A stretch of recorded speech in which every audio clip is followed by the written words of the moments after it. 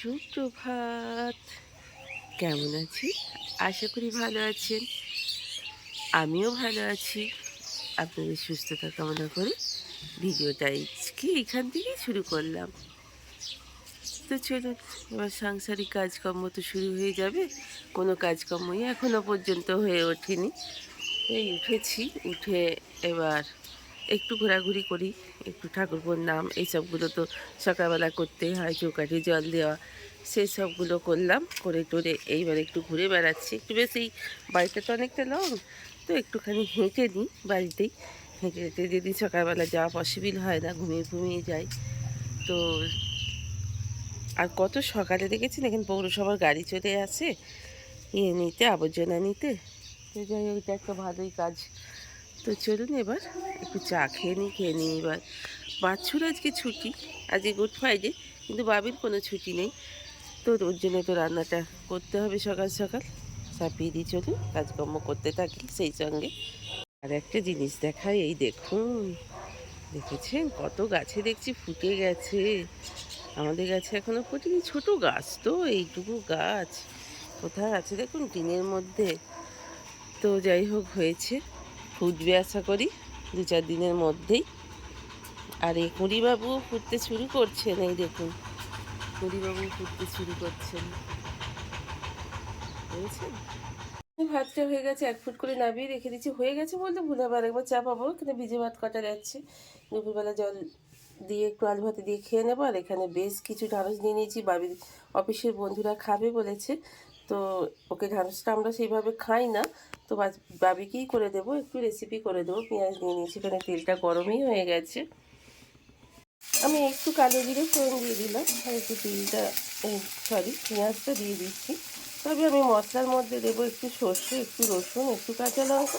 হ্যাঁ, অবশ্যই একটু পোস্তর বদলে তিল দেবো, খেতে খুবই সুন্দর হবে। তো চলুন করে ফেলি রেসিপিটা ঝপঝপ করে। ভাবি ওঠার সময় হয়ে যাচ্ছে, ওকে চা শরবত দিতে হবে।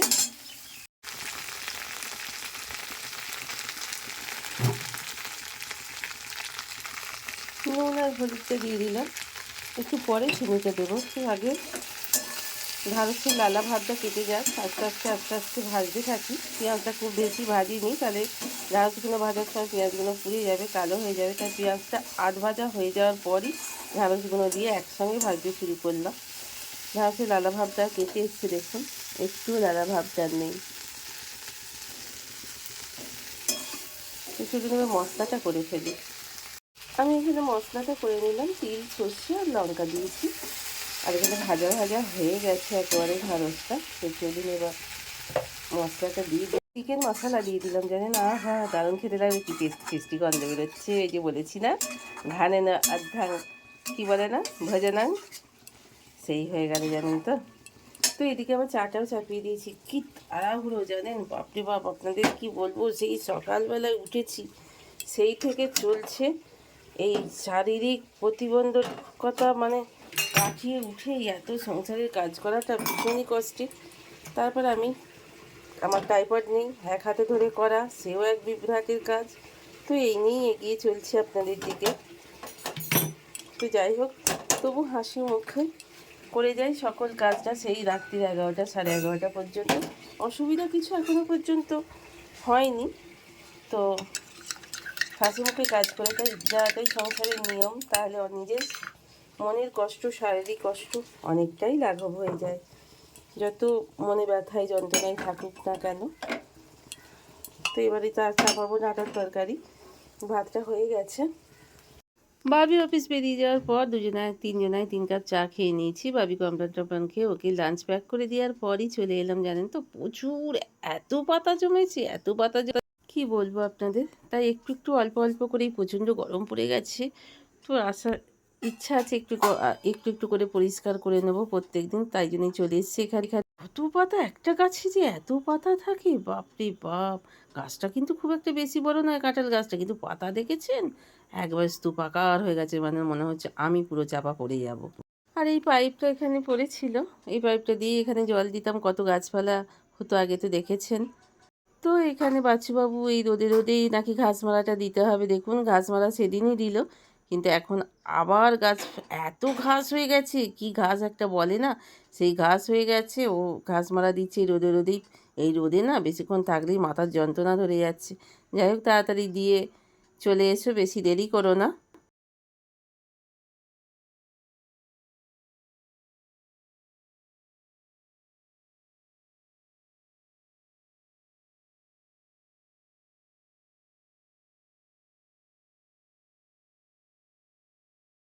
এখানে একটু চাল কুমড়ো ছিল, তো চাল কুমড়োটাই ভাবলাম কী করবো বলুন তো, ডালে দিয়ে বাবি খাবে না, বাচ্চু খাবে। এই একটা সংসারে এ একরকম ওর একরকম, এইভাবে সকাল থেকে এ এটা খাবে না, বাবি এটা খাবে না, বাচ্চু সবই খায়, আমি সবই খাই। তো এইরকম তিনজনে তিন রকমের রান্না হয় জানেন তো। তো যাই হোক, সে চাল কুমড়োটা ছিল, একটু ভেজে ফেললাম। তো ফেলে দিয়ে তো লাভ নেই, কারণ আমার ভীষণই খেতে ভালো লাগে। আর উচ্ছে আলুটা একটু ভিজিয়ে রেখে দিয়েছি, উচ্ছে আলুটা ভাজবো। আর ভাবছি আজকে একটুখানি পেঁয়াজ দিয়ে আলু দিয়ে তিল পোস্ত করবো জানেন তো। তো প্রত্যেক দিন তো পোস্ত খাওয়া পসিবল নয় না, এত দামি পোস্ত। তো শুধু এটা ভেজে নিই, আস্তে আস্তে এবার ঘরদোয়ারের কাজে লাগবো। স্নান হয়ে গেছে, পুজো হয়ে গেছে, কিন্তু ব্রেকফাস্ট আজকে করিনি জানেন তো। শরীরটা বেশ ভালো লাগছে না, এই ঠান্ডা গরমে একদমই বাচ্চু বকছে, খালি পেটে থেকো না, খালি পেটে থেকো না। তো পেঁয়াজ দিয়ে আলু দিয়ে তিল পোস্তটা আমার হয়ে গেল। তো স্নান টান তো হয়ে গিয়েছিলো, কিন্তু আমি চুল টুল না আঁচড়ে আমি চলে গিয়েছিলাম রান্না করতে। তো যাই হোক, চুলটা ভালো করেছে, এত মানে স্নান টান করে এসেই রান্নাঘরে ঢুকেছিলাম, পুরো ঘেমে চান করে যেন মনে হলো সেই, কি বলবো আপনাদের, কোথা থেকে বেরোলাম আমি নিজেই জানি না। তো চলুন এবার সিঁদুর টিঁদুরটা পরে নিই।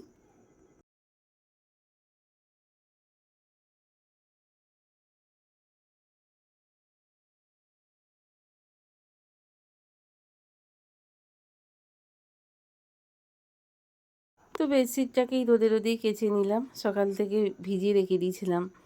তো যাই হোক, এবার চলুন, এটা কাচাকুচি হয়ে গেল।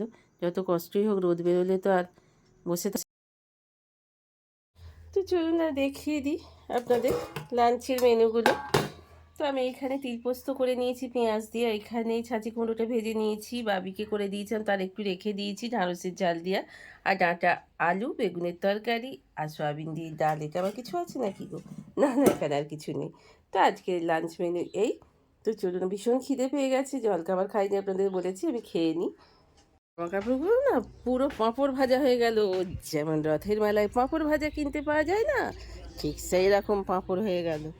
তো বাপরে বাপ, এই সময় আর সকাল সকাল কেচে সকাল সকাল 11টার মধ্যে তুলে নিতে হবে, জানেন, নাহলে নিজেও পাঁপড় ভাজা হয়ে যাবেন জামা কাপড় তুলতে এসে, আর জামা কাপড়েও পাঁপড় ভাজা হয়ে যাবে। তবে এই বেডশিটটা এখন কেচে শুকোতে দিলাম। তো চলুন না দেখিয়ে দিই আপনাদের লাঞ্চের মেনুগুলো। তো আমি এখানে তিলপোস্ত করে নিয়েছি পেঁয়াজ দিয়ে, এখানে ছাঁচি কুমড়োটা ভেজে নিয়েছি, বাবিকে করে দিয়েছিলাম, তার একটু রেখে দিয়েছি ঢ্যাঁড়সের ঝাল দিয়া, আর ডাঁটা আলু বেগুনের তরকারি আর সয়াবিন দিয়ে ডাল। এটা আবার কিছু আছে নাকি গো? না না, এখানে আর কিছু নেই। তো আজকের লাঞ্চ মেনু এই। তো চলুন, ভীষণ খিদে পেয়ে গেছে, জলখাবার খাইনি, আপনাদের বলেছি, আমি খেয়ে নিই।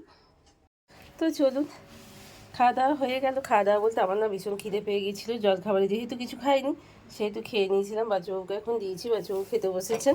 তো চলুন, যেহেতু হয়ে গেছে সেহেতু এবার মোছামুছিটা, এটা একটা বিশাল কাজ, গ্যাস মোছাটা না একটা বিশাল কাজ। চলুন গ্যাসটা মুছিয়ে নিই, জানেন তো। Good evening.